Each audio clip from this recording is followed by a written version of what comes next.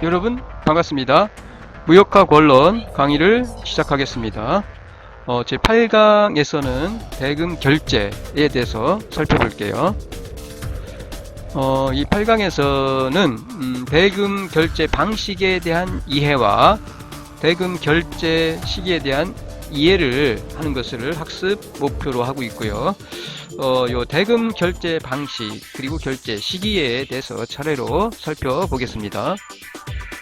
앞에서 우리가 살펴봤듯이 7강에서 우리가 무역 실무, 기본적인 실무에 대해서 살펴봤듯이 무역 계약은 청약과 승낙에 의해서 계약이 성립을 하는데, 이와 같은 청약과 승낙에 의해서 아래와 같은 기본적인 조건들, 이런 조건으로 일반적으로 무역 계약이 성립을 하게 됩니다. 앞에서는 품질 조건, 수량 조건, 가격 조건, 선적 조건까지 살펴봤고요. 이 기본적인 조건 중에서 가격 조건 다음으로 가장 중요한 대금 결제 조건에 대해서 그 결제 방식과 결제 시기에 대해서 살펴보도록 하겠습니다. 대금 결제 방식은 크게 신용장 방식과 무신용장, 없을무예요. 없을무. 신용장, 무신용장, 신용장이 없는 방식에 의한 결제 방식을 말하는데, 신용장 방식과 무신용장 방식으로 나눌 수가 있고요. 신용장 없이 대금을 결제하는 방법으로는 첫 번째 현금, 현금으로 그냥 지불할 수 있겠죠. 혹은 송금하죠. 돈을 보내요.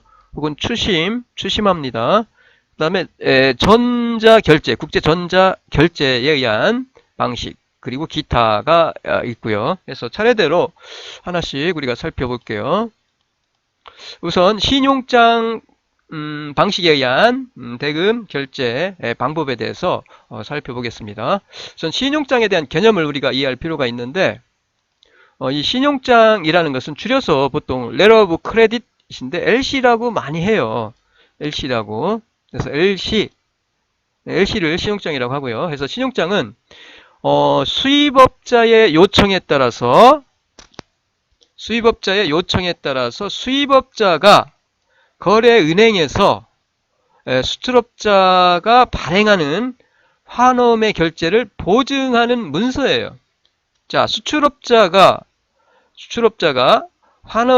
수출을 하면서 환음을 발행을 하는데, 이 환음의 결제를 수입업자의 그 요청에 따라서 수입업자가 거래하는 은행에서 발행하는 보증서죠. 보증서. 환음의 결제를 보증하는 문서가 바로 신용장입니다. 신용장. 줄여서 간단히 말씀드리면 수출업자에게 대금 지급을 확약하는 증서예요. 수출업자에게 수입업자의 거래 은행이 대금 지급을 확약하는, 즉 보증하는 문서, 대금 지급을 확약하는 증서가 바로 신용장입니다. 신용장. 자, 수출업자는 계약 물품을 인도를 하죠. 이 인도에 대해서 수입업자는 수출업자로부터 물품을 수입을 하죠. 인도하면은 은행이 수출업자에게 대금 지급을 하겠다라는 보증하는 문서, 대금 지급을 확약하는 증서가 바로 LC입니다. 지급 확약. 물품 인도에 대해서 인도를 하면은 그럼 수입업자의 거래은행은 대금 지급을 보증하겠다라는 지급 확약서가 바로 LC, 신용장입니다. 수출업자 입장에서는 신용장에서 요구하는 서류를 제시하기만 하면,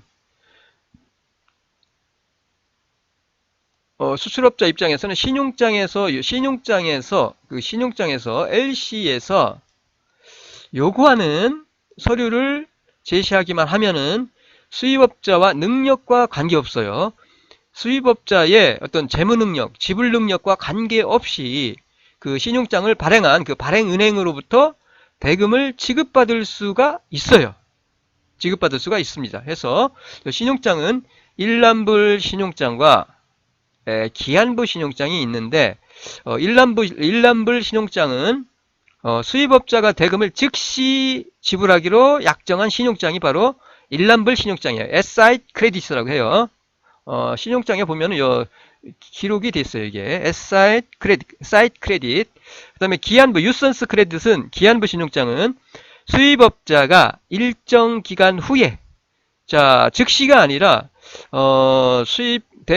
물품을 수입하는 수출업자로부터 수입하는 그 물품을 받은 후에 일정 기간이 지난 후에 대금 지급을 약정한 신용장이 유산스 신용장이에요. 보통 이렇게 그 신용장에 보시면은 이와 같이 보통 신용장에는 이렇게 기록이 됩니다. 보세요. SI이죠. SI라는 얘기는 이거는 일람불 신용장을 말해요. 취소불능 신용장인데 대금 지급은 즉시 제시하면은 즉시 지불하겠다는 뜻이고, 그리고 요 밑에는 보면은 페이먼트 텀스가 바이언 이어 리버커블 LC 취소불능 신용장인데 60일 후입니다. 제시 후에 신용장이 60일 이후입니다. 60일. 60일이 지난 이후에 대금 지급을 하겠다라는 얘기고요. 이와 같이 일람불 신용장과 기한부 신용장이 있다라는 거. 이어서 신용장의 결제 과정에 대해서 살펴볼게요. 첫 번째 매매 계약을 체결을 하죠. 매매 계약을 체결을 하고요. 그리고 신용장을 발행을 합니다. 매매 계약이 체결이 되고 매매 당사자들 사이에 신용 조건이 결제 방식 중에 일람불 매입 신용장으로 거래하기 위한 매매 계약을 체결을 하고요. 그리고 매매 계약을 체결을 한 다음에 신용장의 그 발행을 요청을 합니다. 신용장 발행을 요청을 해요. 그리고 신용장 발행 요청은 수입업자죠. 수입업자인 신용장 발행 의뢰인, 수입업자는 자기의 거래 은행인 신용장 발행 은행에게 수출업자를 수익자로 하는 신용장을 발행해 주도록 요청을 하는 거죠. 매매계약 체결하고 수입업자는 신용장 발행을 요청을 하고 거래은행에게, 그리고 신용장이 발행이 되고 이제 수출업자에게 송부가 되는 거죠. 신용장 발행은행은 자기의 고객인 발행 의뢰인 즉 수입업자의 요청과 지시에 따라서 신용장을 발행을 합니다. 그리고 수출업자의 국가에 소재하는 자기의 본 지점이나 혹은 환거래은행에게 송부를 해요. 통지은행에게 송부를 하면은, 그러면은 신용장을 발행은행으로부터 신용장을 접수한 발행은행의 본 지점이나 환거래은행인 이 통지은행은 그 신용장을 수출업자인 수익자에게 통지를 합니다. 자, 그 과정을 지금 그림으로 나타내고 있어요. 아까 앞에서 설명을 드렸듯이 첫 번째, 자, 매매계약을 체결을 하죠. 자, 일람불 매입 신용장으로 계약을 했어요. 발행하기로. 그래서 일람불 매입 신용장 매매 계약을 체결을 합니다. 수입업자와 발행 의뢰인이죠. 이거는 수출업자죠. 매도인.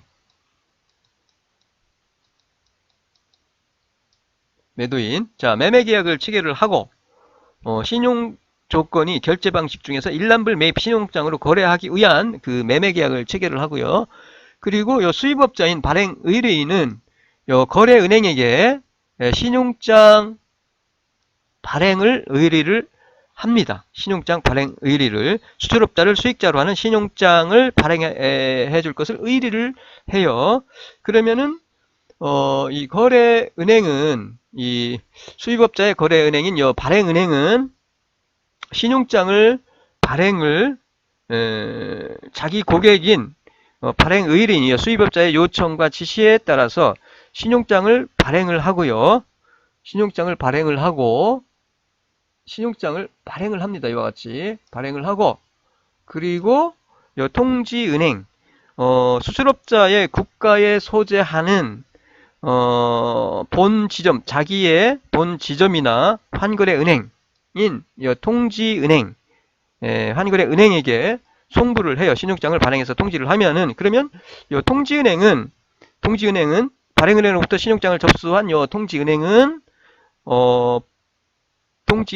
거래은행인 그 통지은행은 그 신용장을 수출업자에게 신용장 발행에 대한 그 통지를 하게 됩니다.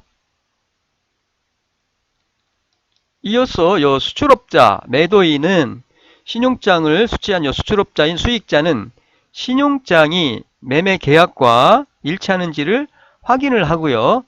일치하는지를 확인을 하고 만약에 일치하지 않을 경우에는 수입업자인 발행 의뢰인에게 연락하여 신용장의 내용을 정정하도록 요청하여 계약의 내용과 일치하여 발행된 신용장을 수령하도록 합니다.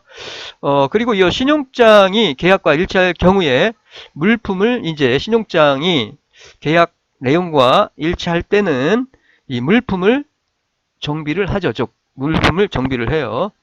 수입업자에게 보내기 위해서 물품을 정비를 하고요. 그리고 물품을 정비하고 난 다음에 운송 계약 및 해상보험 계약을 해요. 운송 수출업자는 운송인, 선박회사나 국제물류주선인, 이 선박 운송인과 선복계약,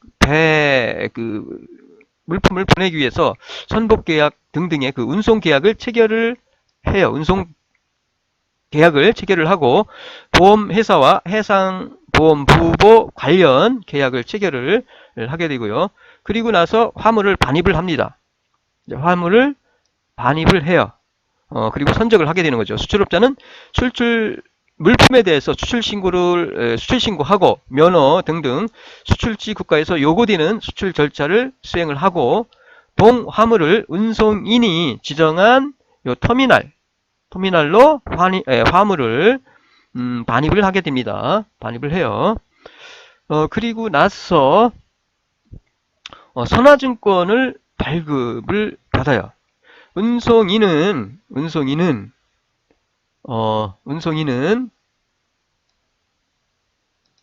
자, 화물을 반입하고 그리고 선적을 합니다. 그리고 나서 운송인은 선적을 완료하고 나서 선적 선화증권이라고 하는데 요 BL 선화증권을 발급을 하고요. 선적을 끝내고 그리고 선화증권을 발급을 하는데 선박회사에서 운송인이 선적 선화증권을 발급을 합니다. 보통 국제물류주선인이 송화인에게 발급하는 것을 하우스 BL, 선화증권이라고 하고요. 선박 소유, 운송인이 발급하는 것을 마스터 BL이라고 합니다. 그리고 나서 이 매도인은 수출업자죠. 수출업자는 물품을 선적한 수출업자는 신용장에서 요구하는 관련 서류를 구비하고 환엄을 발행하여 자신의 거래은행인 매입은행에 화환어음을 매입할 것을 의리를 하게 됩니다. 그러면 이 매입은행은 어음 대금을 이렇게 지급을 하게 되죠. 대금 지급을 수출업자에게 대금 지급을 하게 됩니다. 즉 수출업자로부터 화환어음을 매입을 의리받은 수출업자의 거래은행인 이 매입은행은 제시된 서류가 신용장에서 요구하는 서류와 일치할 경우에 이와 같이 대금을 지급하게 됩니다. 그리고 나서 요 매입은행은 대금을 지급을 하고 환엄을 매입한 요 수출업자의 요 거래은행인 요 매입은행은 환엄과 선적 서류를 발행은행 앞으로 LC 발행은행 앞으로 보냅니다. 송부를 해요. 그러면 요 발행은행과 매입은행 간에 환거래 약정이 체결되지 않을 경우는 양은행과 거래 관계에 있는 상환은행이 결제할 수 있고요. 상환은행이 을 통해서 결제를 할 수 있고요. 그리고 이때 매입은행은 상환은행에게 환원을 송부를 해요. 요 결제 관계가 요런 결제 관계, 발행은행과 매입은행 간에 환거래 약정이 체결이 되어 있으면 환원과 선적 서류를 발행은행에 송부를 하고 대금 결제를 하고, 만약에 이런 계약이 체결되지 않은 경우는 상환은행을 통해서 매입은행이 환원 상환 청구를 하고, 그리고 대금 결제가 발행은행으로부터 상환은행을 통해서 대금 결제가 이루어지게 됩니다. 결제 관계가 체결되어 있지 않은 경우는 발행은행은 상환은행을 통해서 자신을 대신하여 이렇게 결제하도록 합니다. 그래서 상환은행을 통해서 대금이 결제가 이루어지는 거죠. 다시 말씀드려서 LC 발행은행은 그 수출국의 매입은행으로부터 환원과 선적 서류, 환원과 선적 서류를 받은 발행은행은 서류의 그 일치 정도를 심사를 한 후에 이상이 없을 때 매입은행에게 이같이 대금을 지급을 하게 되는 거고요. 그리고 발행은행은 선적 서류가 도착했다는 것을 선적 서류가 도착을 하죠. 그리고 대금 결제를 했어요. 그러면은 수입업자 발행의리인에게 선적 서류가 도착했다라는 그 통지를 하게 되고요. 그래서 발행은행은 송부되어 온 환원과 선적 서류를 수입업자에게 제시를 합니다. 제시를 하고요. 그리고 나서 제시를 하면은 발행은행으로부터 이 환원의 결제를 의뢰받은 수입업자인 발행 의뢰인, 즉 수입업자는 동은행에게 대금을 결제를 하고요.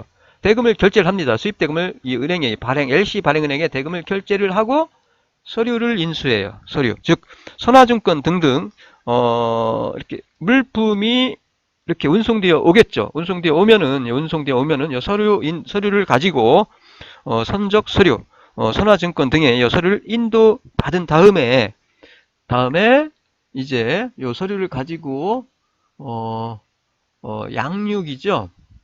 운송인은 양육지 세관에 적화 목록을 제출하고 화물을 양육한 다음에 터미널에 장치하게 됩니다. 터미널에 물품이 운송되어 오면 운송인은 양육되어 오면은 물품을 양육한 후에 터미널에 장치하게 되고요. 그리고 물품의 수출입 신고를 합니다. 세관에 물품의 수입 신고를 이 수입업자는 물품을 신고를 해요. 수입 신고를 한 후에 수입 화물에 대해서 수입국의 그 통관 절차를 수행을 하고, 그리고 수입 면허를 발급받은 다음에 수입 관세를 납부합니다. 이제 수입 관세를 납부해요. 자, 수입 신고하고 관세 납부하고 나서 물품 인수를 위한 그 선화증권이죠. 이 은행으로부터 받은 선화증권 서류를 인수를 한 후에 대금 지급하고 서류를 인수를 하죠. 그 선화증권을 가지고 선화증권을 운송인에게 이렇게 제시를 합니다. 제시를 하고, 그리고 물품 인도 요청을 해요. 그러면은 그 서류를 받고 운송인은 제시된 선화증권의 그 원본이 적정한 배서가 있는지 확인한 후에 이와 상환으로 화물을 인도를 하게 되는 겁니다. 자, 이와 같이 수출입이 이러한 절차를 거쳐서 신용장, 일람 출급 매입 신용장에 의한 그 거래의 그 절차를 간략하게 설명을 드리면 이와 같은 절차에 의해서 이루어진다라는 거. 뭐 이 순서대로 순서대로 보시면은 순서대로 설명을 해 놨으니까 번호대로 순서대로 전부 다 설명을 해 놨어요. 한번 보시고 뭐 이거를 뭐 외워라 그런 얘기는 아니고요. 그냥 단지 이와 같이 일람불 신용장에 의해서 거래가 매매 계약이 체결되었을 때 이런 절차의 이런 과정을 거쳐서 수출입이 이루어진다라는 거 외울 필요는 없어요. 그냥 참고로 이렇게 이런 과정을 거쳐서 일람불 신용장에 의해서 계약 체결에 의해서 거래가 이루어질 때 이와 같은 과정을 거쳐서 대금이 결제가 되고 물품이 운송이 되고 그리고 인도가 물품의 그 인도가 이루어지는구나 라는 것을 그냥 피상적으로 이해를 해 두시면 될 것 같아요. 외울 필요는 없어요. 자, 이렇게 순서대로 번호대로 설명을 해 놨으니까 그냥 한번 보시고 참고로 그냥 보세요. 외울 필요는 없어요. 그냥 일람불 신용장이 어떤 일람불 신용장이란 건 그런 거다 이런 의미만 그냥 이해해 두시면 될 것 같아요. 지금 일람불 신용장에 의한 계약의 경우에 요 결제 과정에 대해서 이렇게 하나씩 순서대로 살펴봤고요. 그리고 이어서 신용장 거래의 당사자, 어떤 당사자가 있는지 신용장 거래에 관련되는 그 즉 당사자는 신용장에 따라서 좀 다른데 그 당사자에 대해서 하나씩 한번 살펴볼게요. 신용장 거래에 관련되는 즉 당사자는 신용장 종류에 따라서 조금 달라요. 그래서 수출업자는 당연히 수익자가 되고요. 그다음에 수입업자는 신용장을 발행하는 그 발행을 의리, 개설 혹은 개설이라고도 하고요. 발행이라고도 하는데 신용장 개설, 신용장 발행, 그래서 개설, 발행 의뢰인, applicant, 베네피시어리 수익자. 그다음에 신용장 개설은행, 즉 신용장 발행은행은 issuing bank, 발행이니까.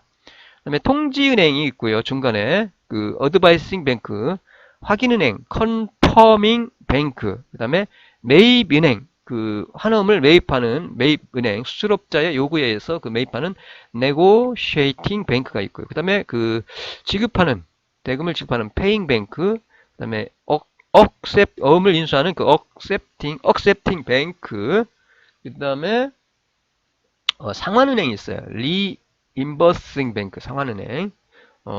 이런 것들이 있는데 뭐 어떤 건지 그냥 한 번씩 간단하게 그냥 살펴볼게요. 자, 수출업자, 수익자죠. 수출업자는 계약된 물품을 선적할 의무가 있죠. 그리고 당사자로 선적할 의무가 있는 당사자로서 신용장 거래에서 가장 많은 수혜를 입는다고 하여 수익자라고 합니다. 수익자. 수익을 얻죠. 대금을 수출하고 대금을 지급받죠. 수익을 얻잖아요. 그래서 수익자라고 해요. 베네피셔리. 그리고 수출업자는 이 외에도 매도인이라고도 해요.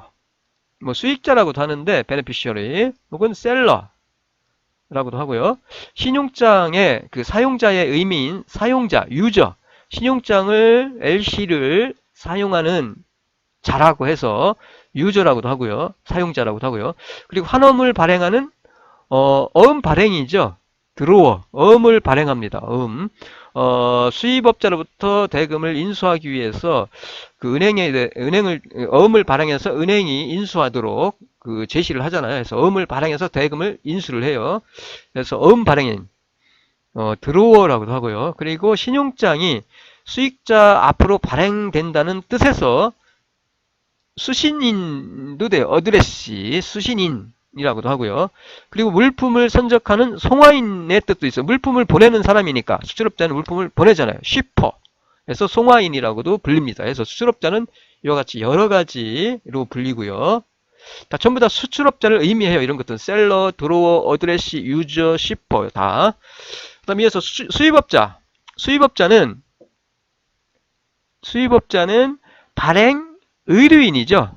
신용장을 발행을 의뢰하는 자신의 거래 은행에게 수출업자 앞으로 매매 계약에 의해서 수출업자 앞으로 신용장을 발행해 주어야 할 신용장을 발행해 주어야 할 의무가 있는 당사자로서 신용장을 그 발행을 의리한다고 하여 발행 의뢰인이라고도 하고요. 발행 의뢰인, 즉 어플리컨트죠. 의뢰인이에요. 어플리컨트, 의뢰인이라고도 하고요. 이 외에도 수입업자는 매수인이죠. 매수니까 바이어죠. 수입업자 혹은 채무자, 어카운티, 채무죠. 수입 대금을 지불해야 될 채무자 혹은 발생인 등으로도 불려요. 오프너, 신용장을 발생시키는 그 오프너로도 불립니다. 해서 그리고 이어서 발행은행, 개설은행은 이슈잉 뱅크죠. 발행은행은 신용장 발행 의뢰인인 수입업자의 요청, 바이어의 요청에 의해서 수출업자 앞으로 신용장을 발행하여 주는 은행을 말하고요. 이 발행은행은 신용장 요건에 따라서 발행된 환어음을 지급하고 인수 또는 매입할 것을 수출업자나 그 밖에 선의의 소지인에게 약정을 하는 은행이라고 할 수 있어요.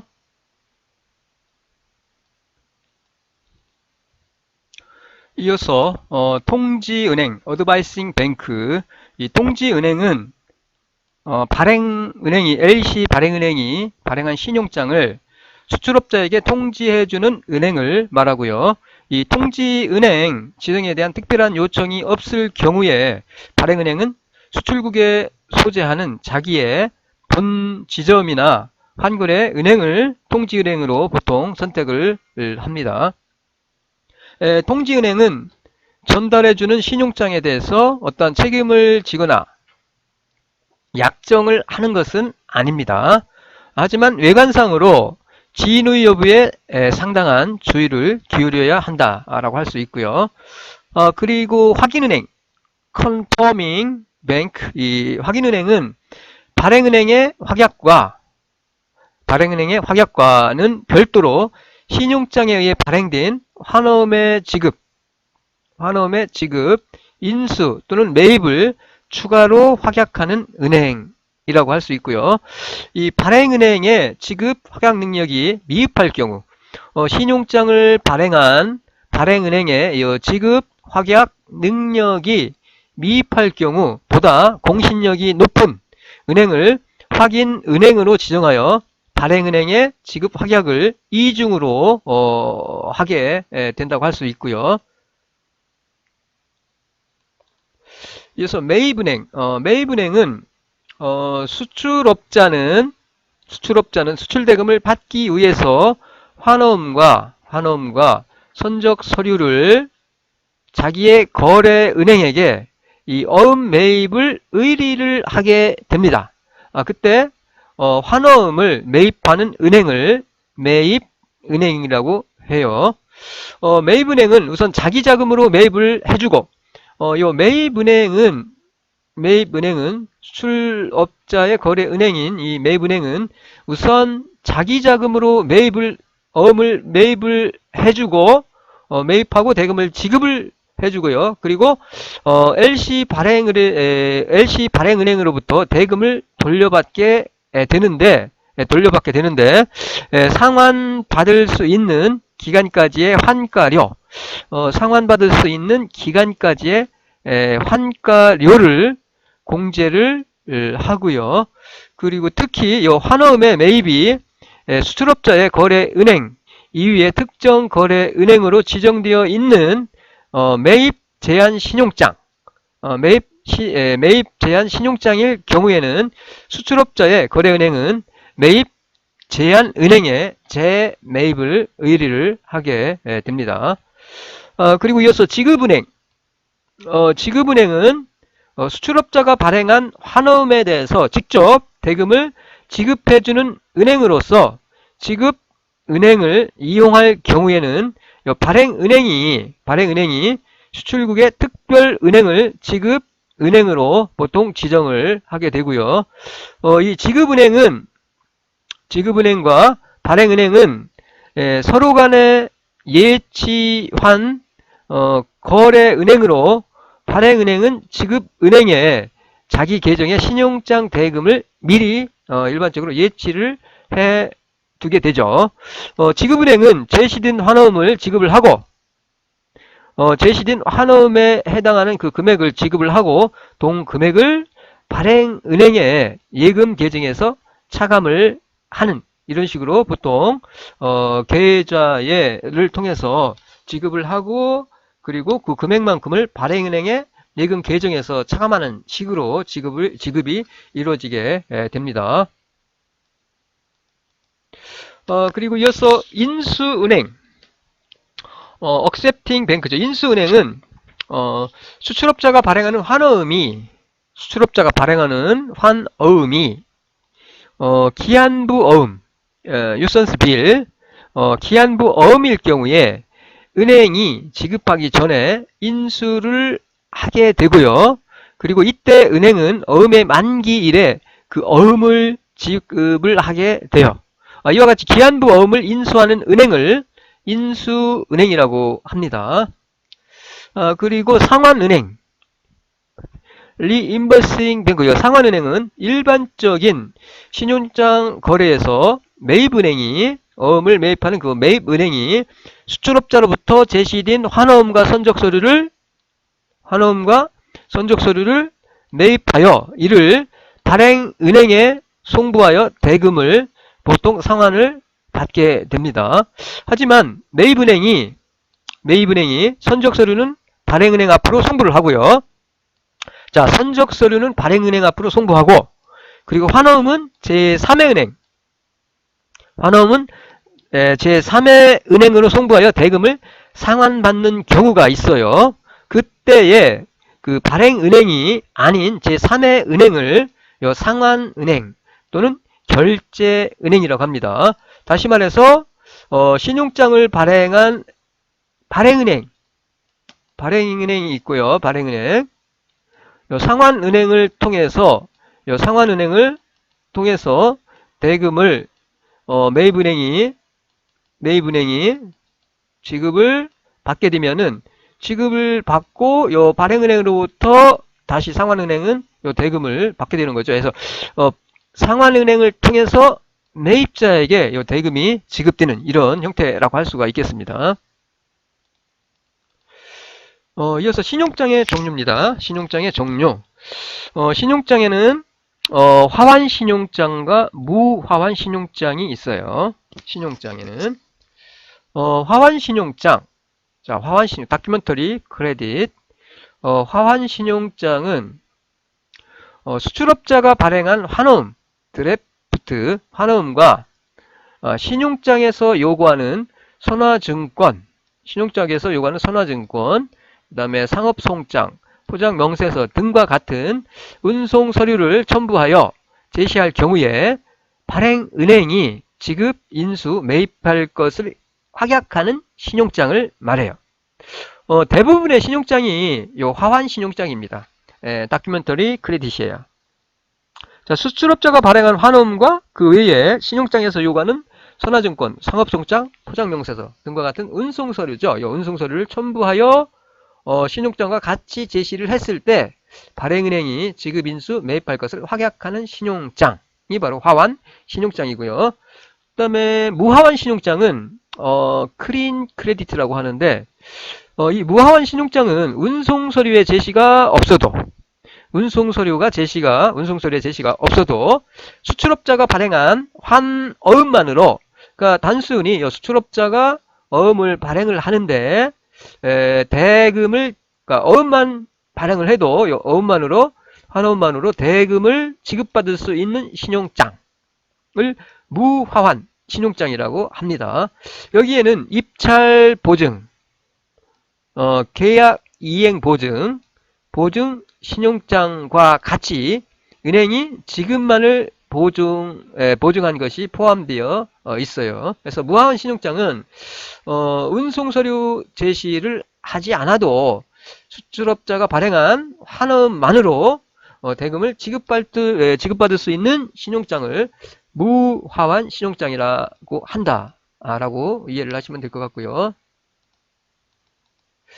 이어서 취소 가능 신용장과 취소 불능 신용장이 있어요. 리버커블 크레딧, 취소 가능이죠. 취소 가능, 다시 불러드릴 수 있는 거니까 취소 가능이에요. 취소 가능 신용장. 그 다음에 이어 리버커블 크레딧 해서 취소 불능 신용장이 있어요. 그래서 취소 가능 신용장은 신용장이 발행된 후에 일방 당사자가 상대방에게 사전 통보 없이 이미 발행된 신용장을 취소할 수 있는 신용장이에요. 발행한 후에 신용장을 다시 취소할 수 있다는 얘기죠. 그래서 취소 가능 신용장. 그다음에 취소 불능 신용장은 신용장이 발행이 되면 신용장 유효 기간 이내에 신용장의 주요 당사자인 수익자와 수출업자죠. 수익자, 당사자인 수익자와 발행 은행은 물론 확인은행이 있는 경우죠. 확인은행의 그 합의 없이는 일방 당사자에 의해서 취소가 불가능한 신용장을 취소 불능 신용장이라고 하고요. 신용장 통일 규칙 UCP 600에서 신용장은 취소 가능 혹은 취소 불능의 명칭에 관계없이요. 만약에 이런 명칭이 붙여져 있지 않더라 하더라도 명칭에 관계없이 일반적으로 취소 불능 신용장으로 간주가 됩니다. 그러니까 취소, 이런 어떤 그 명칭의 언급, 명칭에 관계없이 일반적으로 취소 불능 신용장으로 간주가 됩니다. 따라서 모든 신용장이 취소 불능 신용장이다 라고 생각을 하시면 될 것 같아요. 이어서 양도 가능 신용장과 양도 불능 신용장이 있어요. 양도 가능, 양도할 수 있는 신용장, 그 다음에 양도 불능, 양도할 수 없는 신용장 이란 얘기죠. 그래서 양도 가능 신용장은 수출업자가 신용장 금액의 전부 혹은 일부를 제2의 수출업자에게 양도할 수 있는 신용장을 말해요. 자, 제2의 수출업자에게 양도할 수 있는 신용장이 양도 가능 신용장이고요. 그래서 양도 가능 신용장은 반드시입니다. 반드시 신용장 상에 요 트랜스퍼러블 요 신용장 상에 라는 이런 문구가 표시되어 있어야 하고요. 그리고 신용장의 양도가 필요한 경우는 언제냐?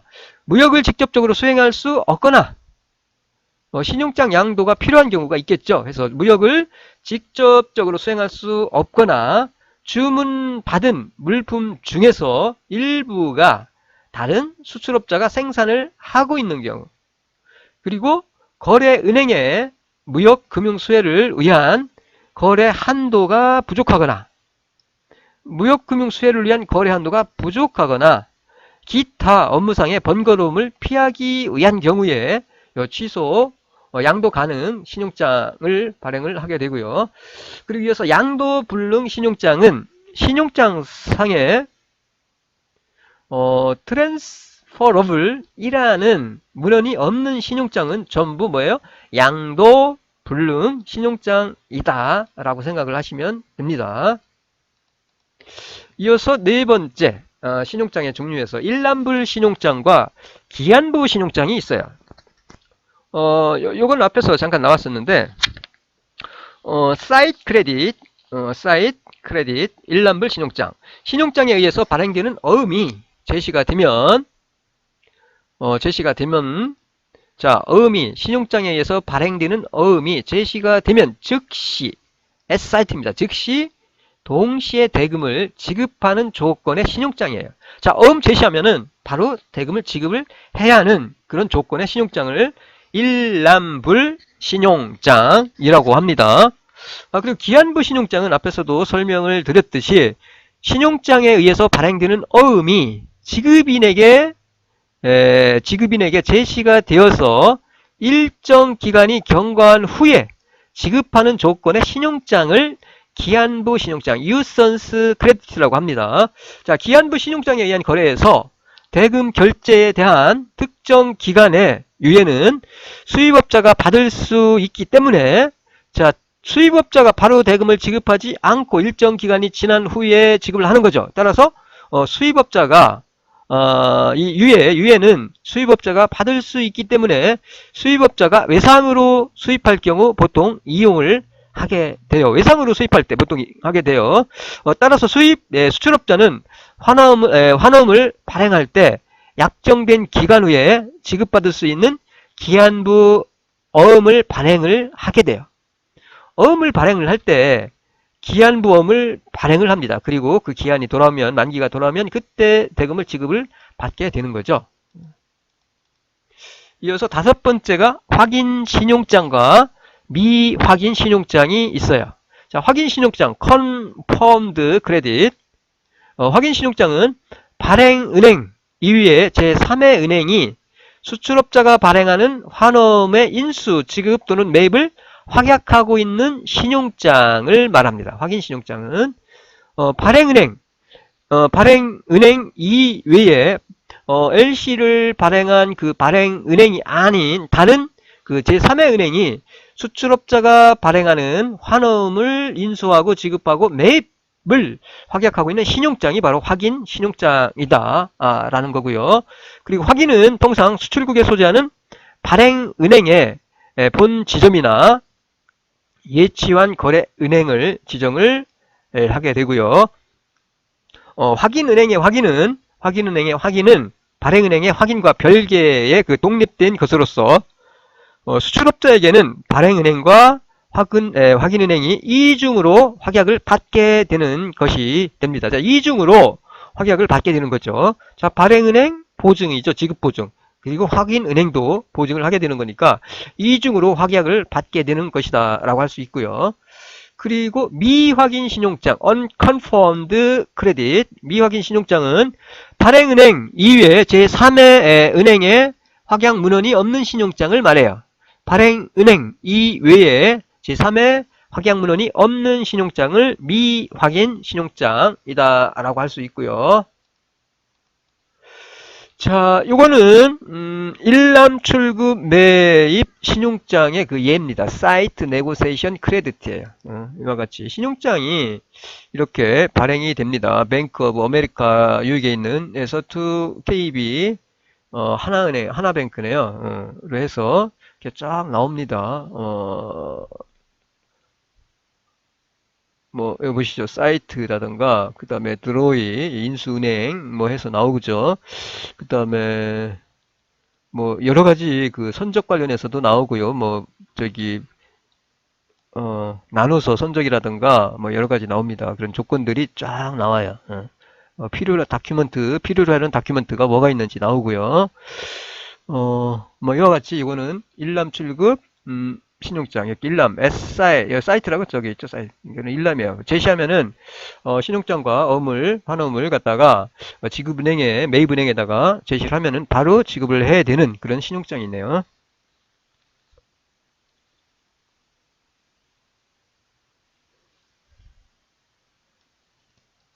그 다음에 여기 뭐 리임버싱 뱅크 상환은행도 지정이 되고요. 보면 뱅크 오브 아메리카 뉴욕에서 뭐 이렇게 나오고요. 여러 가지 나옵니다. 그래서 이 경우는 일람 출급 매입 신용장의 예고요. 앞에서 설명드렸던 것들이 이 안에 기록이 돼 있어요. LC 레터 오브 크레딧 LC의 그 신청 서식을 그냥 한번 가져봤어요. 취소불능 신용장 신청서 양식 보시면은 뭐 이렇게 통지은행, 어드바이싱 뱅크, 그 다음에 이거 취소 불능이죠. 이렇게 써있네. 이어 리워커블 다큐멘터리 크레딧. 그 다음에 유효기간, 뭐 신용장 만료 기일 여기다 기입하고, 그 다음에 만료 기일, 만료 장소 이런 것들, 유통기한, 그 다음에 신청서의 어플리컨트의 주소 뭐 이런 것들 쓰게 돼 있고요. 개설 의뢰인, 수입업자가 되겠죠. 그 다음에 베네피시얼이 이렇게 돼 있고요. 수익자, 수출업자의 회사명, 주소 뭐 이런 것들. 그 다음에 외화의 종류, 컬런시 이렇게 뭐 해서 적게 돼 있죠. 코드, 그 다음에 어마운트, 어카운트, 그 다음에 지급금액의 외화의 종류, 금액 뭐 이런 것들. 그 다음에 신용장의 종류 여기다 쓰게 돼 있어요. 신용장이 어떤 신용장인지. 보통 S8 일람 출급이죠. 해서 보통 서류로 대금 지급하는 보통 이렇게 S 사이트로 뭐 기입을 하면 되겠죠. 그 다음에 지급은행 여기다 적는 게 돼 있고요. accepting bank죠. paying bank, 지급은행, 뭐 인수은행 또는 매입은행을 여기다가 기록을 하게 돼 있고요. 그 다음에 뭐 선적항, port of loading, 그 다음에 최종 선적 기일, 뭐 그 다음에 도착항, 그 다음에 물품 명세, 뭐 가격 조건, 인커텀스죠. 어떤 가격 조건이 CIF인지 FOB인지 뭐 등등 이런 것들을 적어서 신청을 하게 됩니다. 그 다음에 이 부분도 아주 중요합니다. 매우 중요한데 필요한 서류죠. 필요 서류를 어느 정도 제출을 하는 것들이 여기 기입이 돼 있어요. 여기에 보시면은 필요한 서류들. 그 필요한 서류로는 체크가 표시되어 있는 서류는 수출자가 반드시 은행에 제출해야 하는 그런 서류들을 말해요. 그리고 만약에 오탈자가 하나라도 나오면 은행에서 크린 내고가 아니라 하자가 있는 내고로 보는 경우가 많아요. 그래서 그러면 수출자는 그에 따른 비용을 지불해야 하는 경우도 발생하기 때문에 크린 내고가 되도록, 즉 깨끗한 결점이 없는 그 서류, 내고 서류를 내야 된다는 뜻이고요. 하자 내고란 뜻은 서류에 문제가 있다는 얘기예요. 어떤 탈자라든가 오자라든가 서류에 하자가 있다는 것을 의미해요. 그래서 여기에서 반드시 필요한 서류를 준비를 할 때 체크가 돼 있죠. XX에서 이 관련 서류를 반드시 준비를 해야 된다라고 할 수가 있고요. 그 다음에 추가 조건들이 또 있어요. 이렇게 신용장을 받았을 때 수출회사 실정에 맞지 않는 서류가 들어있는 경우가 있어요. 보통 요구하는 서류가 있는데 LC에서 보면은 은행에서 어떤 경우는 심지어 준비할 수 없는 서류를 요구하는 경우도 있어요. 자, 이런 경우는 신용장을 수정해야 되겠죠. 신용장에서 요구하는 서류를 준비할 수 없으니까. 그러면은 신용장을 가지고 어음바랑해서 대금을 지급받을 수 없게 되니까 그래서 만약에 어멘던트 수정을 하게 되죠. 신용장을. 그러면은 이게 은행에서 은행으로 서류가 왔다 갔다 하면 수수료가 꽤 발생합니다. 이거 전부 다 수출자 몫으로 떠넘기는 경우가 많기 때문에 미리 신용장을 받았을 때 점검할 필요가 있어요. 점검해서 서류를 어떠한 서류 준비하지 못할 서류가 있는지 없는지 이런 것들을 확인을 해야 된다는 얘기죠. 그 이전에 발행하기 전에 그걸 확인을 해야 돼요. 자, 이런 것들을 예방하기 위해서 신용장을 개설하기 전에 신청서를 쓰잖아요. 수입업자가, 매입자가 신청서를 써서 은행에 신용장 개설을 의뢰를 하게 되는데, 그때 이 신청서를 미리 확인할 필요가 있어요. 자, 이거를 받아가지고 확인을 하는 게 좋아요. 참고로 신용장은 이와 같이 수입업자에 의해서 수입업자의 거래 은행에 개설 의뢰, 신용장 발행을 의뢰를 할 때 이와 같이 신용장을 신청을 한다라는 거. 자, 이어서 신용장 통일 규칙입니다. 뭐 여러 가지 신용장의 종류에 대해서 알아봤고요.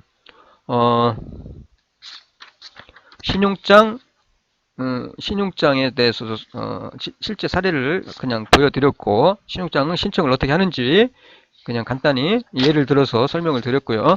그 다음에 신용장 통일 규칙인데 화환 신용장 통일 규칙. 국가 간에 이루어지는 무역 거래의 특성에서 대금 결제의 신용장의 거래 관습도 나라마다 서로 다르기 때문에 거래 당사자 간의 신용장 조건의 해석 기준이 달라져서 대금 결제와 관련하여 분쟁과 혼란이 자주 발생을 합니다. 실제로. 자, 이런 그 분쟁과 혼란을 미연에 방지하기 위해서 국제적으로 이용되고 있는 신용장의 해석, 취급, 그 다음에 관습 및 신용장의 형식 등에 대하여 국제적으로 통일시키기 위해 국제상업회의소, ICC라고 합니다. 줄여서 인터내셔널 챔버 오브 커머스, 국제상업회의소가 각국 은행협회의 대표로 구성된 상업화환 신용장은행의원회의 그 협력을 얻어서 1936년에 제정한 민간단체의 규칙이 바로요 화환 신용장 통일 규칙입니다. 그 이후에 수차례에 걸쳐서 개정이 됐고요. 현재는 2007년 제6차 개정된 요 화환 신용장 통일 규칙, 이거를 UCP 600이라고 그래요. Uniform Customs and Practices for Documentary Credit 해서 줄여서 그냥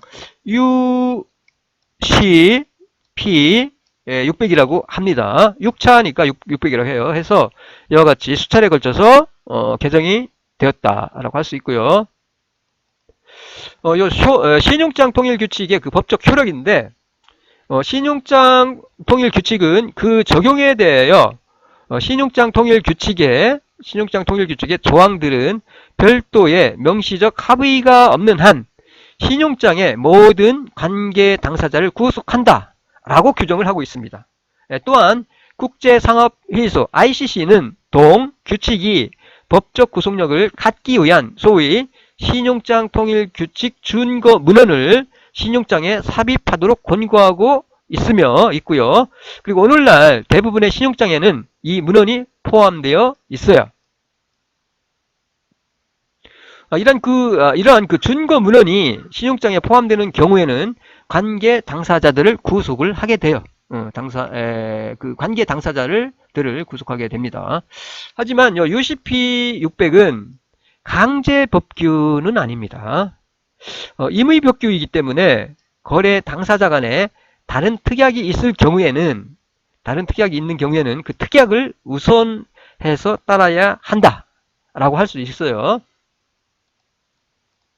자, UCP 600은 대충 이렇게 되어 있어요. UCP의 그 1장에서부터 시작해서 20장까지 나오는데 그 정의부터 시작해서 UCP의 적용, 그 다음에 뭐 정의, 해석, 신용장과 계약, 서류 물품 해서 뭐 확인은행, 확약부터 시작해서 여러 가지 상업송장 해서 21 해서 39까지 대금의 양도까지 이렇게 이 수립을 하는 과정에서 발생할 수 있는 그런 모든 것들이 규정이 되어 있습니다. 그래서 할보험 발행이라든가 뭐 선적, 제시 기간부터 시작해서 보험 서류와 뭐 담보 이런 것들 전부 다 이렇게 규정이 되어 있어요. 1장부터 39장까지 그냥 참고로 보세요. 이어서 전자신용장 통일 규칙입니다. 신용장 업무가 전자적으로 처리가 되고 있죠. 이제 전자무역이 빠르게 진행이 되면서 현행의 그 신용장 통일 규칙을 보완한 통일 규칙을 마련을 할 필요가 신용장 업무가 전자적으로 처리가 되죠. 그러면서 현행의 신용장 통일 규칙을 보완한 그 통일 규칙을 마련을 할 필요가 있게 되면서 마련된 것이 규칙을 마련한 것이 바로 전자신용장 통일 규칙입니다. 전자적 제시를 위한 UCP의 추록이라고 할 수 있어요.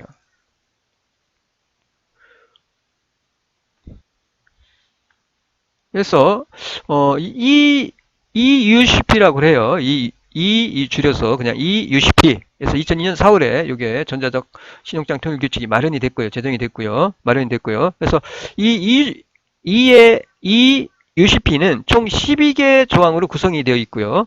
여기에는 적용 범위, 그 다음에 UCP와의 관계, 그 다음에 정의, 형식, 제시, 심사, 거절, 통지, 원본 및 사본, 발행일, 운송, 전자, 기록의 변조, 이 UCP 제시에 관한 의무의 그 부가적인 부인 등에 관하여 규정을 하고 있어요. 이와 같이 이 UCP가 마련이 되어 있고요. 해서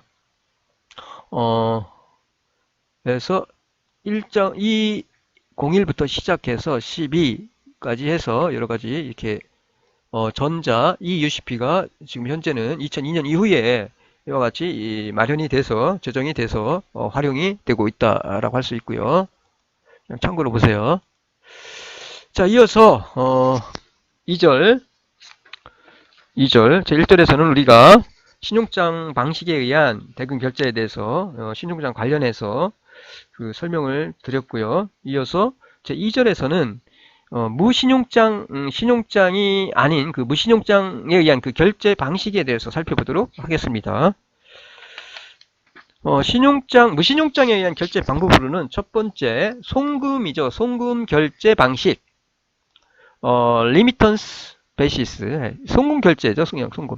자, 송금 결제 방식은 수출업자가 물품을 인도하기 전이나 인도한 후에 누가? 수입업자가, 매입자가 수출업자에게 대금을 송금하여 결제하는 방식. 그냥 송금하는 거예요, 대금을. 수입 대금을. 수출업자에게. 그래서, 방법은 첫 번째, 전신 송금안이 있어요. 보통 TC, 텔레그래픽 트랜스퍼에서 그냥 TT 방식이라고 하는데, 전신으로 송금하는 것을 TT 방식이라고 합니다. 전신 송금안. 사전에 송금할 수도 있겠죠. 나중에 사후에 송금할 수도 있고요. 그래서 수입업자가 우선 물품 대금의 전부 혹은 일부를 외화 또는 수표로 수출업자에게 지불을 하고 수출업자는 계약된 기간 내에 물품을 선적하는 방식이 사전 송금 방식에 의한 수출입이라고 할 수 있고요. 그 사후 송금 방식은 물품의 인도 후에, 자, 물품을 선적한 후죠.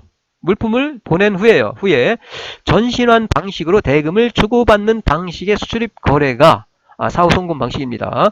자, 수출업자가 매매 계약의 조건에 따라서 먼저 물품을 선적한 후에 선적 서류를 송부를 하고 그리고 계약에 따라서 수입업자가 사후에 결제하는 방식이 사후 송금 방식입니다.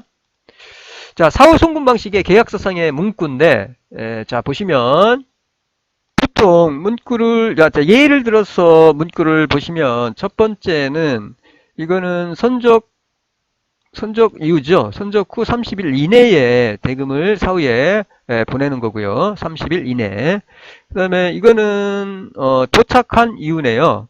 수입업자 바이어의 그 창구로 도착한 이후에 60일 이내에 대금을 지급하는 조건이고, 그리고 요거는 선적 후에 10일 이내에 대금을 지급하는 송금하는 방식이네요. 그리고 단순 송금 방식의 절차도인데, 요 밑에를 보시면, 자, 보시면은, 왼쪽이 여기 사전 송금 방식이고요. 네, 오른쪽이 사후 송금 방식입니다. 자, 사전 송금 방식은, 자, 매매 계약을 할 때 사전 송금하기로 매매 계약을 맺겠죠. 첫 번째. 그리고 나서 사전 송금이니까, 자, 매수인, 수입업자는 송금 의리를 해요. 거래은행에. 그리고 그러면은 송금은행은 전신환으로 TT로 송금을 하겠죠. 지급은행에게. 그러면 이 지급은행, 수출업자가 그 국가에 소재하는 그 지급은행에게 송금을 하면은 의리하고 송금하죠. 송금을 해. 그러면 대금이 도착했다는 통지를 수출업자, 매도인에게 통지를 하면은 지급 청구를 하면은 송금 대금을 지급을 하겠죠. 이같이 지급. 그 이후에 이제 대금을 지급받은 이후에 물품을 선적을 해서 한 다음에 선적 서류를 송부를 하겠죠. 그럼 물품이 도착하면은 인도받는 시기죠. 그리고 사후 송금 방식은 매매 계약을 사후에 송금하기로 물품이 도착한 이후에 송금하기로 계약을 맺고요. 그러면은 일단 매매 계약 후에 수출업자, 매도인은 물품을 선적을 합니다. 물품을 선적을 하고요. 선적하고 나서 선적 서류를 송부를 하겠죠. 물품이 도착하면은 매수인은 수입업자는 물품을 인도받은 이후에 자 이제 송금은행 송금 의리를 합니다. 거래처인 그 송금은행으로 의리를 하면은 송금은행이 수출업자가 소재하는 그 나라에 소재하는 그 지급은행 앞으로 그 수출업자의 그 거래은행인 지급은행 앞으로 대금을 보내겠죠. 송금을 해요. 그러면은 대금이 도착했다는 통지를 매도인에게 하겠죠. 수출업자에게. 그러면은 지급 청구를 하면은 대금을 지급받는 식으로 거래가 완성이 되게 되죠. 그래서 사전 송금 방식과 사후 송금 방식.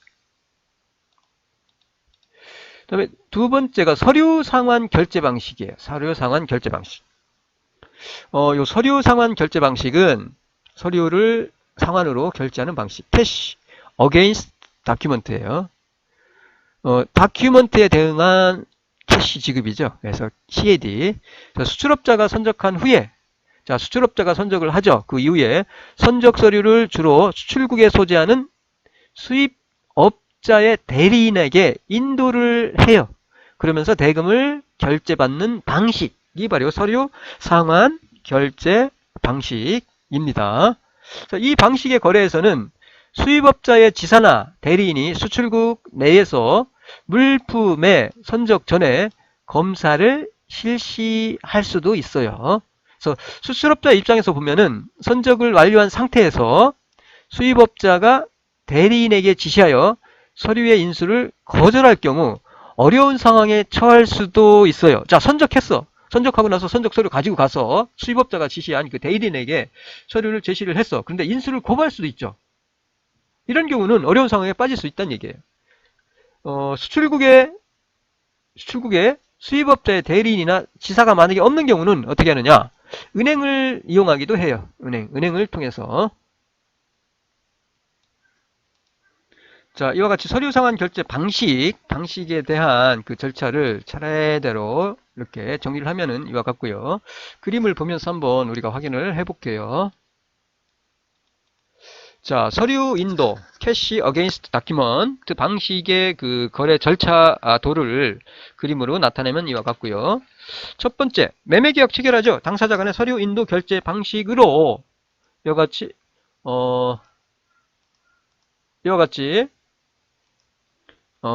매매계약 CAD 방식으로 서류 인도 방식으로 계약을 매매계약 체결을 합니다. 그러면은 수출업자는 물품을 선적을 하죠. 두 번째, 선적을 해요.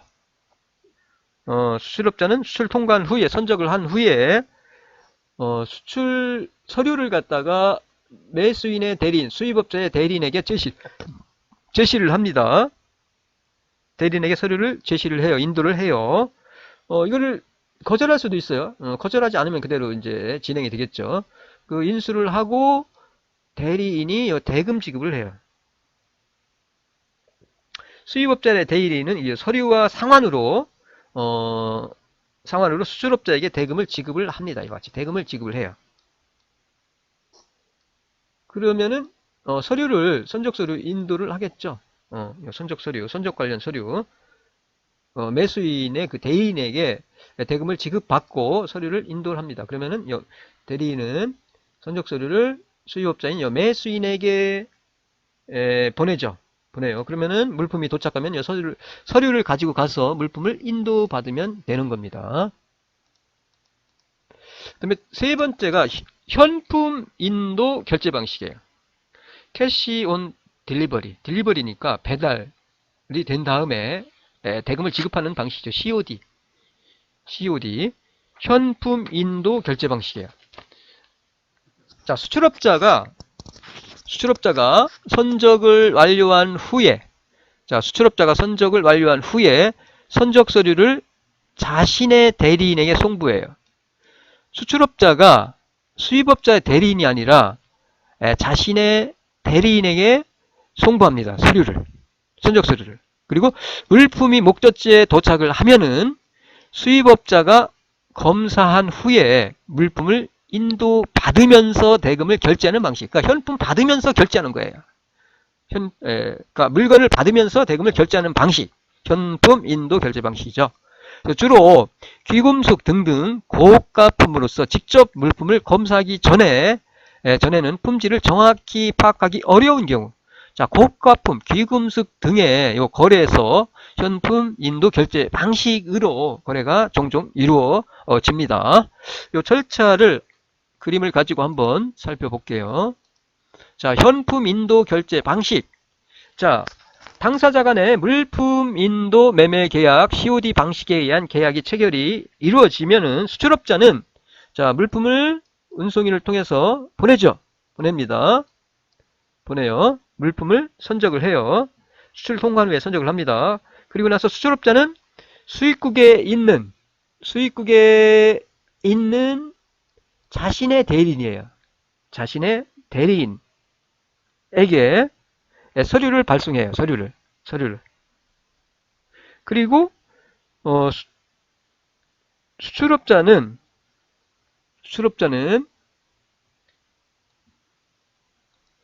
그리고 매도인의 대리인, 수출업자의 대리인은 서류가 도착을 하면은 물품이 도착을 하겠죠. 이게 도착을 하면은 관련 서류를 가지고 가서 수입 통관을 합니다. 수입 통관. 수입 통관을 마치고 창고에 넣어요. 장치를 하죠. 그러면은 이 매수인이 수입업자가 물품을 검사를 하는 거죠.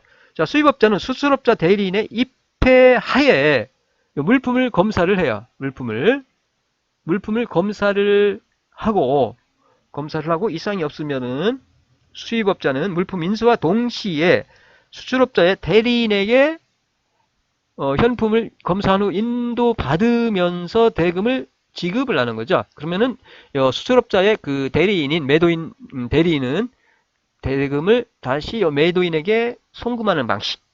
이게 바로 현품 인도 결제 방식에 의한 거래 절차라고 할 수 있겠습니다. 자, 이어서 두 번째 추심 결제 방식입니다. 송금 방식에 대해서 설명을 드렸고요. 두 번째 추심에 의한 결제 방식.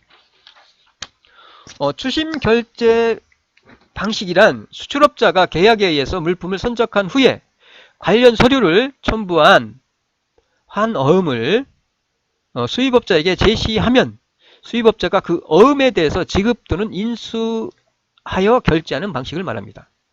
자, 다시 말씀드리면 추심 결제 방식이란 수출업자가 계약에 의해서 물품을 선적을 해요. 선적을 한 후에 관련 서류를 첨부한 환어음을 수입업자에게 제시를 하는 거죠. 그러면 수입업자가 그 어음에 대해서 지급 또는 인수하여 결제하는 방식이에요.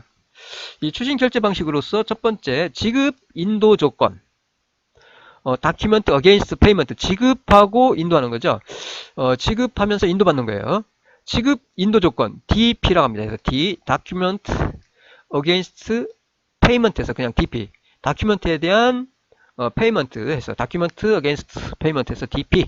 자, 지급 인도 조건은 수출 대금의 지급과 수출 대금을 지급과 상환하여 운송 서류를 수입업자에게 인도하는 어음 지급 서류 인도 조건을 말해요.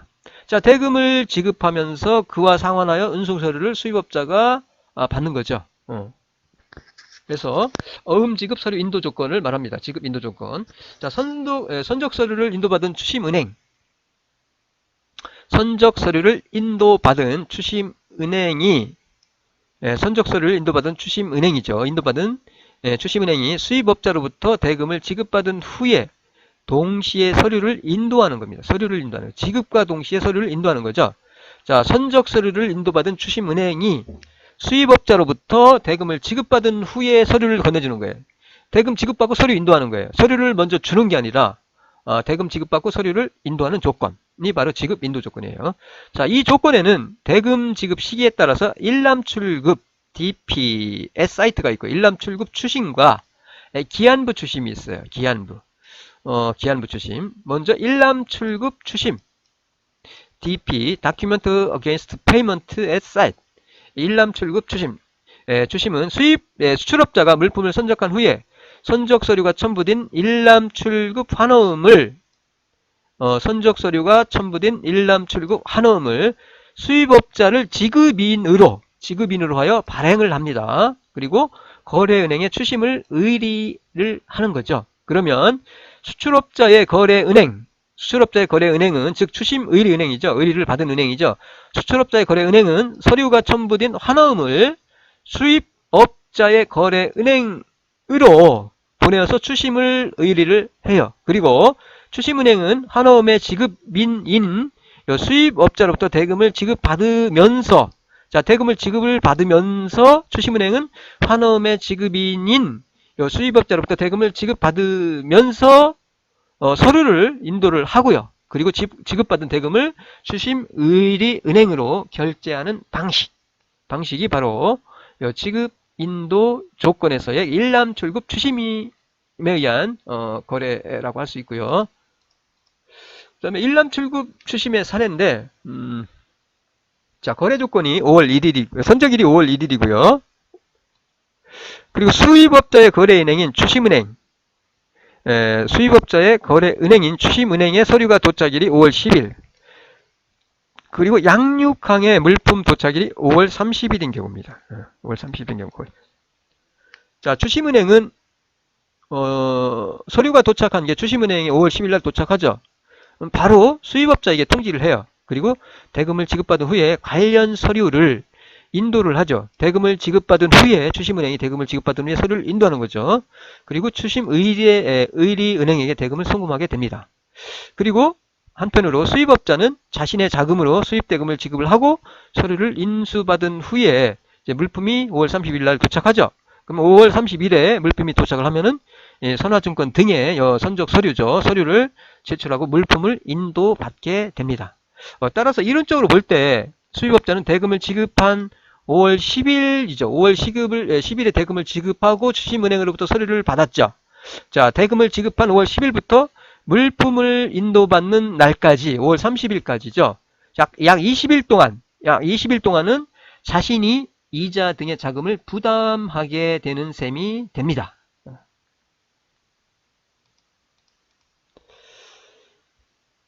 자, 요 지급 인도에 의한 그 조건, 그 절차를 하나씩 한번 차례대로 요 순서대로 써놨어요.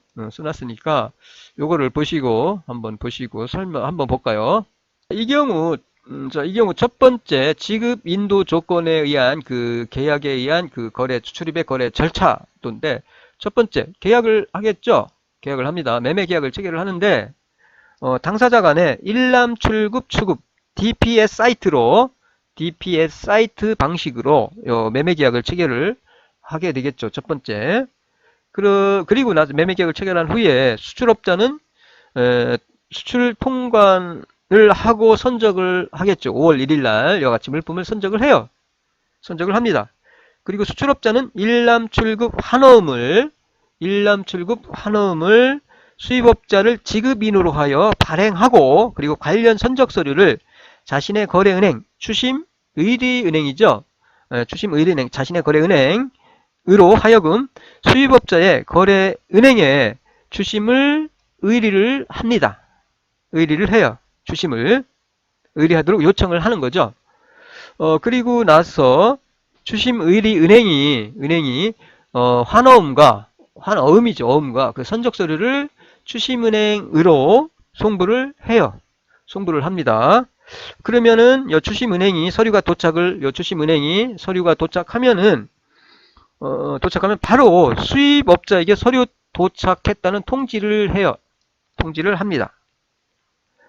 그러면 수입업자는 어음의 대금을 지급을 하고, 그리고 관련 선적 서류를 받아요.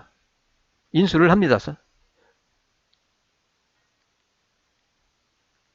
대금을 지급하면서 동시에 선적 서류를 인도받는 거죠. 인수하는 거죠.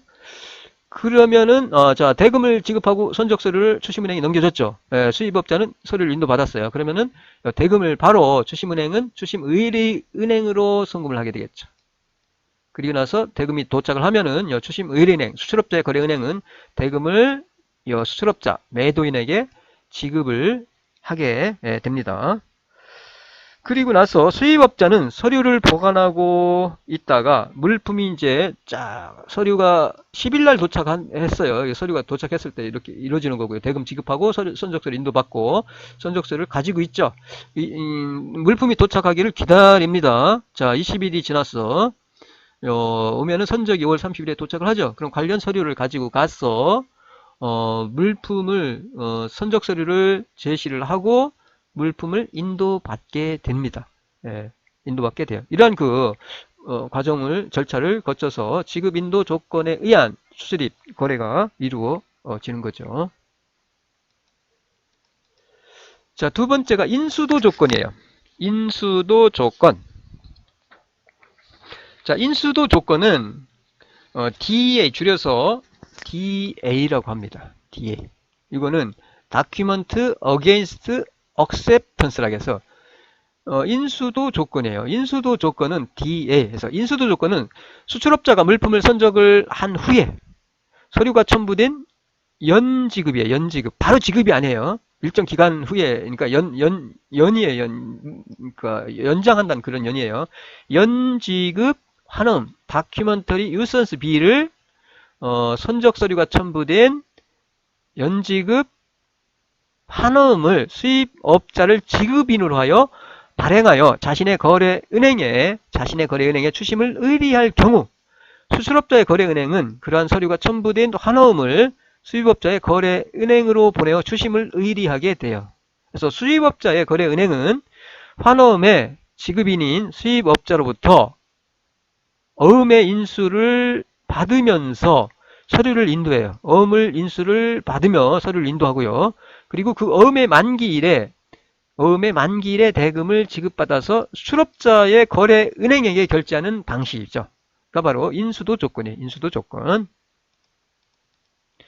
자, 이 경우도 한번 요 절차를 차례대로 한번 볼게요. 이와 같이 인수도 조건의 경우.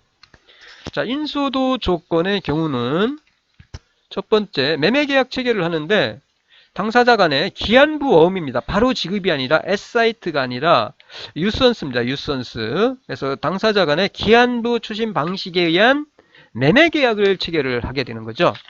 첫 번째, 당사자 간에, 자, 한번 볼게요. 당사자 간에 인수도 조건으로 매매계약을 체결을 해요. 조건은 30일 선적 서류가 도착한 이후 30일로부터 30일에 대금을 지급하기로 하는 방식으로 매매계약을 체결을 했다고 합시다. 그러면은 수출업자는 계약을 하고 나서 이제 선적을 하겠죠. 선적을 해요. 수출업자는 수출 통관 후 선적을 합니다. 선적을 해요. 그리고 수출업자는 기한부 환어음을 수입업자를 지급인으로 하여 발행을 하고요. 관련 선적 서류를 자신의 거래은행, 즉 추심의뢰은행, 거래은행으로 하여금 수입업자의 거래은행에 추심을 하도록 의리를 요청하죠. 추심 의리를 하는 거예요. 추심 의뢰은행에 자신의 거래은행으로 하여금 추심을 좀 해달라라고 의리를 해요. 요청을 합니다. 그러면은 추심의뢰은행은 환어음과 관련 선적 서류를 추심은행, 수입업자의 거래은행인 추심은행으로 앞으로 보내겠죠. 송부를 해요. 자, 그러면 환어음과 선적 서류가 도착하면은 서류가 도착했다라고 매수인, 즉 수입업자에게 통지를 하죠. 통지를 해요. 그러면은 수입업자는 어음 대금 지급 없이, 대금 지급은 없어요. 그냥 어음을 인수를 합니다. 대금 지급은 없습니다. 어음 대급 지급은 없이 이 어음을 인수를 하는 거죠. 없이 기한부 어음이죠. acceptance by 해서 배설을 하고 인수 서명 표시 후에 서류를 선적 서류를 받아요. 대금을 지급하는 것이 아니라 인수한다는 그 조건을 배설을 하는 거죠. 이 어음을 acceptance라고 배서합니다. 서명하고 acceptance 서명을 표시한 후에 서류를 인수받아요. 서류를. 그러면은 추심은행이 수입업자에게 선적 서류를 이제 이렇게 추심은행이 선적 서류를 수입업자에게 지불하는 거죠. 어음을 인수한다는 조건을 배설을 한 후에 이와 같이 서류를 인도를 해요. 그러면은 선적 서류 수입업자는 선적 서류를 인도받았으니까 수입업자는 운송인에게 서류가 10일날 도착했을 때 이와 같이 어음인수 조건을 배설을 한 이후에 선적 서류 서류를 받은 이후에 그 이후에 물품이 도착하겠죠. 30일에 도착을 하면은 수입업자는 운송인에게 선적 서류를 제시를 하고 그리고 운송인이 서류 인수 후에 물품을 인도하는 거죠. 인도를 해요. 그 이후에 수입업자는 어음 만기일 30일 후에 어음 인수 30일 후에 대금을 만기일에 매수인은 추심은행에게 대금을 지급하죠. 그러면 추심은행은 요 대금을 다시 추심의뢰은행, 수출업자의 거래은행 앞으로 송금을 하고 그리고 나서 요 수출업자의 거래은행은 추심의뢰은행이 요 수출업자 매도인에게 대금을 지급을 하면서 요 거래가 완료가 됩니다. 자, 이상이 대금 결제에 대해서 설명을 드렸어요. 무역계약의 그 기본 조건으로서 품질, 수량, 가격, 선적, 대금 결제, 그 이후에 보험 조건이나 포장, 뭐 분쟁 해결 조건 이런 것도 있는데, 뭐 가장 중요한 것들을 지금 다뤘어요. 특히 뭐 가격 조건이나 그 다음에 요 대금 결제 조건에 대해서 대금 결제 방식에는 신용장 방식과 무신용장 방식이 있는데 신용장 방식에 의한 결제에 대해서 설명을 드렸고요. 그리고 무신용장으로 이루어지는 요 대금 결제가 이루어지는 현금, 뭐 송금, 추심에 대해서 살펴봤습니다. 이상으로 요 강의를 마칠게요. 과제는 이거는 뭐 과제라기보다는 제출을 뭐안 하셔도 됩니다. 이거는 그냥 과제로 나가는데 제출하지 않으셔도 되고 여러분이 그냥 시험 준비를 하신다 생각을 하시고 정리를 하세요. 하세요. 일단 요거 있죠. 요거는 취소불능 신용장, 일람불 신용장, 기한부 신용장이 뭔지 이게 뭔지 간단하게 용어를 이해를 하시면 될 것 같고 그리고 CAD 방식과 COD 방식에 의한 결제 방법을 간단하게 설명하라. 설명하라는 얘기예요. 설명하라. 설명을 하라. 두 가지 방식에 대해서 그냥 이거는 뭐 설명이라기보다는 그냥 CAD와 COD 그냥 이거 지워버릴게요. 지우고 그냥 용어로 할게요. 용어로. 이게 어떤 방식이고 이게 어떤 방식인지 CAD, COD, CAD 그 다음에 요게 있었죠. 그러니까 요거를 지우는 대신에 전부 설명하는 건 지우는 대신에 요거를 그냥 할게요. DA, DP 그냥 용어로 간단하게 그 절차 과정은 몰라도 돼요. 그냥 어떤 의미의 인지에 대해서만 설명을 그냥 해주시면 될 것 같아서 자 CAD, COD, DA, DP 이게 뭐고 그 다음에 신용장이란 무엇인지 그리고 취소불능 신용장이란 일람부 신용장이란 기한부 신용장이란 무엇인지 간단하게 용어로 그냥 용어 해설이죠. 간단하게 그냥 간단하게 그 용어 의미만 여러분 그냥 정리를 시험 준비하신다라고 생각을 하시고 과제는 아닙니다. 그냥 정리를 시험 준비라고 생각을 하시고 정리를 하시면 될 것 같아요.